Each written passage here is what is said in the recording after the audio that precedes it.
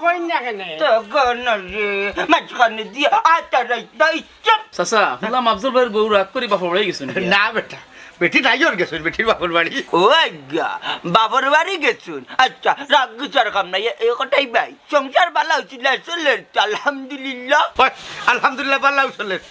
আমারও সেবা যত্ন করে আমার বউরও সেবা যত্ন করে ওর সেবা যত্নর কোনো কমতিও না আচ্ছা কোটাই ভাই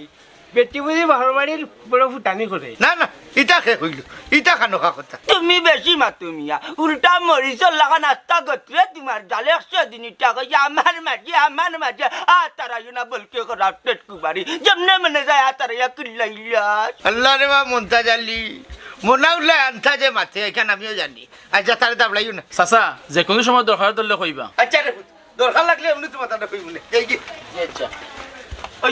ওই দেখ রে বেবাটার বেবা ঠিক টান গেছা কি ব্যবহার কোটাই ভাই কিন্তু মানুষের বাচ্চা যত তার বাদে নিজের ঘরের সম্মান নিজের ঘরের ইজ্জত নিজের ঘরের বউর বদনাম লুকাইয়া রাখরা আর আমি কিতা জানতে কম জানিনি তাই নি কোনো অস্বীকার কররা তাই নি মাত্র কোনো অকল তাৎকালি আল্লাহ